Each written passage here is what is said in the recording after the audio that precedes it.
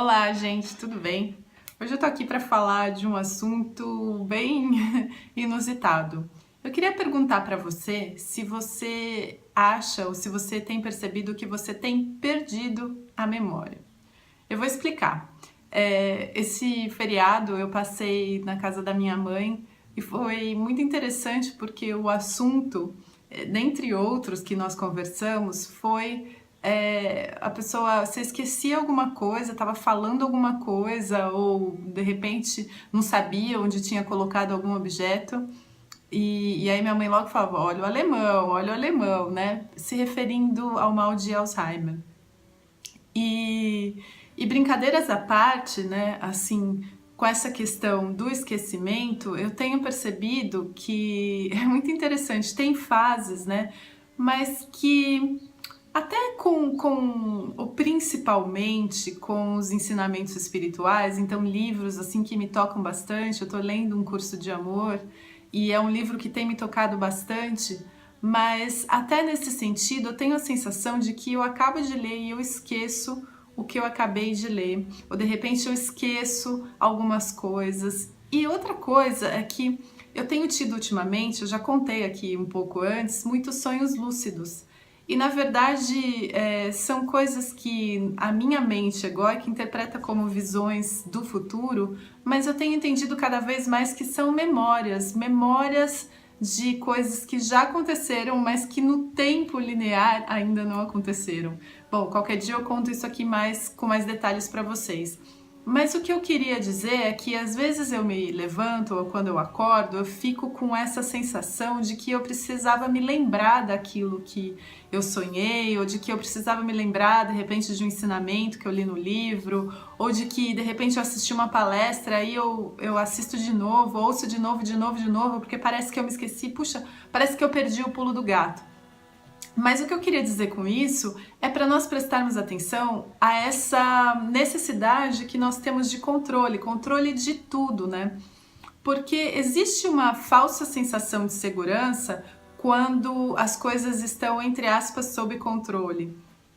Ou seja, nós criamos, né, uma rotina. Eu me lembro, né, meu filho hoje já tá maior, mas assim, quando ele era pequeno, bebezinho, eu me lembro que eu fui até assim uma profissional que acompanhava o crescimento da criança e ela me explicou que para que a criança não sofresse de ansiedade, era importante que eu colocasse uma rotina para ele, uma rotina bem pré-determinada, porque ela tinha me explicado que ele saberia qual seria a próxima coisa que aconteceria. Então, no andamento do dia, ele sabia, eu acordo, depois que eu acordo acontece isso, e aí eu como, e depois que eu como acontece isso, e aí à noite é assim, minha mãe me põe na cama. E realmente assim funcionava, né? O meu filho, todas as noites eu colocava ele na cama no mesmo horário, tanto é que até hoje, assim, ele já é pré-adolescente, mas até hoje ele gosta da rotina dele, e ele se sente seguro nessa rotina. Até porque foi algo no qual ele foi, de certa forma, condicionado desde que ele era bebezinho, né? E aí, essa nossa coisa de achar que tudo que acontece na nossa vida ou de que nós vamos saber, né? Eu sempre falo aqui da diferença entre responder e reagir. Nós vamos saber, ao invés de reagir, responder às situações dependendo da minha memória e do meu conhecimento, do grau de conhecimento que eu tenho, da profundidade de conhecimento que eu tenho. E aí eu queria dizer que quando a gente confia nessa memória, ou seja, na memória mental, né, no processo mais racional, nós não estamos confiando naquilo que eu disse alguns vídeos atrás a respeito do mistério e do desconhecido. Ou seja, eu confio na minha capacidade mental, na minha memória para que eu consiga resolver as situações. E aí, eu queria dizer que se você perde a memória, ou se você esquece alguns ensinamentos, para que você estivesse tranquilo, porque o Espírito, ou o Espírito Santo, ou a mente certa, o eu superior, o eu sou, o eu maior,